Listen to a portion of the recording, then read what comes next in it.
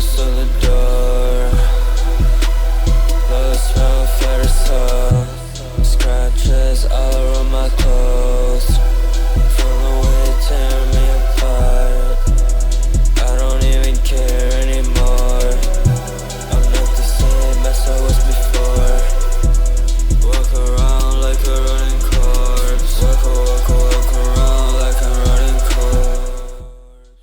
Margiela is known for being one of the first deconstructivist designers in fashion. However, when examining the deconstructivist approach to design, something about it feels almost brutalist. Brutalism conceptually is about material honesty and truth, a revelation of the method. It is the art of showing how something is built, form stripped back to function, no facade, no illusion, just structure exposed. Upon closer inspection, Margiela's clothes embody the same principles as brutalist architecture, an honesty of materials and an exposure of structure. Where brutalism is built with concrete, Margiela has built with thread, both turning rawness into monument. It could be argued that every exposed lining is more a declaration of structure and not an expression of style. Fans of the Maison's work seem to range from people that only know about the house because Destroy Lonely has that one song, to archive demons that have his lore memorized like a 40k fan, and it's easy to see why. Maison's work is timelessly visually appealing. His work and design ethos have gone from being revolutionary to being referenced and revered by multiple designers, and still manage to catch the attention of modern-day fashion bros whose brains have been melted by wisdom TikTok edits. We can honestly say that bro had a generational run, having directly inspired designers like Raf Simons, going so far as bringing him to tears, while also gaining the adoration of prolific designers such as Rei Kawakubo and working alongside legends like Jean-Paul Gaultier. Maison's connections and associates read like a who's who of the fashion world at the turn of the century. For someone so influential, it's strange how few people could even pick him out of a lineup. That's mainly due to the personal choice he'd made to have the clothes speak on behalf of the label, limiting his public appearances, which was taken to such an extent that Maison eventually refused to accept any interviews, rather having his design team speak on his behalf, going so far as using the collective we instead of I when answering questions. This is a repeated theme which is mirrored by the architects of brutalism: faceless, collective, and functional. Before founding his label, Maison had spent several formative years working under Jean-Paul Gaultier as his design assistant. Gaultier's career was taking off at the time, which allowed the young Maison to learn about the industry firsthand in the heart of Paris at the highest levels. The label was founded with Jenny Meyrens, a Belgian fashion pioneer who got her start in fashion selling subversive and avant-garde designers from her Crayer boutique in the heart of Brussels. Among the brands her boutique carried were Yohji Yamamoto and CDG. In fact, Meyrens attended an outing with Rei Kawakubo, styled fully in Margiela, and by the end of the occasion had sold the boots she was wearing to Rei. It's a serious compliment having the woman that designed this be so impressed by your work, she buys shoes off another woman's feet on a whim. As a designer, Maison was widely viewed as having a divisive style and was known for his radical and unorthodox silhouettes. Maison experimented with a variety of materials, much like Gaultier, and exhibited a deconstructivism bias in his designs, that being an intentional, unfinished, grunge and recycled look. This was very much considered to be subversive at the time and was also a part of Rei Kawakubo and Yohji Yamamoto's design philosophies. He also took an issue with the fashion zeitgeist having an obsession with the new. Through deconstruction and upcycling, he expressed his opinions beautifully. This was emphasized by refining previous collections instead of creating brand new looks for each season.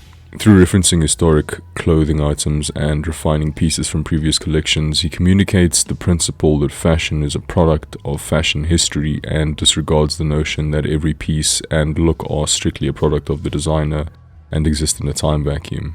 His runways were also rather dramatic both in setting and presentation. An example would be his spring 1989 debut runway, in which he covered the models' faces to draw attention away from their physical appearance, placing an emphasis on the pieces along with hosting it in a cafe or theatre, which in the context of Paris Fashion Week is like making a bunch of posh aristocrats and appraisers squat next to a dumpster to view your art exhibition. As the Maison refrained from more public appearances, his mysterious allure only served to draw more attention to his work.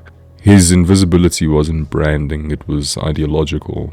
He believed the designer should disappear behind the work the same way brutalist architects disappeared behind collective housing blocks. He went so far as to use blank tags on his pre-97 and current code collections, which then evolved into his signature number-coded tags. Due to the timeless appeal of Maison's work, there's been a resurgence of public interest in his designs. Me being a normie at the time, my introduction to Margiela's work was through Ye's Users Tour, which featured the signature masks made by the Margiela team along with the styling for the entire Users Tour. Some of the stage designs and aspects of the live performances are very Margiela adjacent in their aesthetics and visual tone as well. Ye's primary motive for wearing the masks during the tour mirrored the Maison's reasoning for employing them on his runways, to put his music and performance on display and obscure his appearance, allowing the audience to enjoy his art with Ye himself acting as a faceless conduit.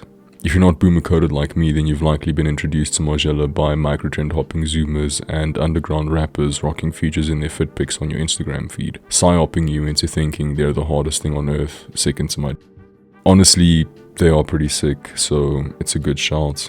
I'm more of a Gat man, but my personal favorites would have to be the laminated new futures from the Spring-Summer 19 collection and the destroyed futures from the Spring-Summer 17 collection. Disregarding modern mass appeal for a moment, part of what led to Maison's success initially was his nonconformity, and as much as this was exhibited in the collections and pieces themselves, it was also expressed in his runway shows, as we'd briefly explored. He'd hosted runways in derelict parks with children that play in the park getting front row seats. He's had the clothes placed on mannequins which were suspended like marionettes. And he's even had shows where the clothes were displayed on hangers by members of the Margiela team in white coats as a reference to atelier workwear. But the shows were only the surface of his nonconformity. The clothing itself followed the same philosophy. Margiela really chased novelty for novelty's sake. Instead, he repeated and recontextualized core ideas across multiple seasons. The tabby boots reappeared year after year, not as a signature logo piece, but as a design sentence still being written. Surplus garments were unpicked, rearranged, and reanimated into new forms. The German army trainers, or Gats, were stripped back and reconstructed into luxury footwear. He reclaimed old fur coats and repurposed them into headwear as a designifying of the symbolism of luxury, an act of semiotic inversion. There's a big boy word for you to chew on. But even the shoulder lines of his women's blazers, slightly extended and softened, became an evolving architectural gesture rather than a trend. His collections weren't seasonal statements, they were ongoing investigations. As riveting as this all was, sadly, all good things must come to an end. After selling the label to the OTB Group in 2002, Maison remained the creative director of the label until his resignation in October 2009. The seat of creative director was at first anonymous between 2009 and 2014, with it later being revealed that Demna was handling the women's line, and the seat of creative director was then handed over to Jean Galliano, who's a bit of a based boy and is a divisive figure, but whether you hate him or love him, he truly carried the torch that Maison lit, giving us some stunning collections and runway shows during his 10-year tenure, which ran its course as of last year, with Glenn Martins taking his place in January of 2025. I'm not just saying all that to drop Margiela ball knowledge. The observation is that the runways weren't purely spectacle, they were structural exposure. Much like brutalist architecture, the repetitions, the reworkings, the imperfect seams, all of it was intentional. The placing people in uncomfortable situations, recontextualizing his works, was also intentional. Much like brutalist architecture, Margiela's work is stark and jarring and forces us to look at how things are made. His legacy isn't just in the clothes he left behind, but in the way he taught fashion, to be honest. It's more than just nostalgia or hype or archive gooning. It's the reminder that clothing is never just a finished product. It contains the essence of how it was made. His work is truly timeless.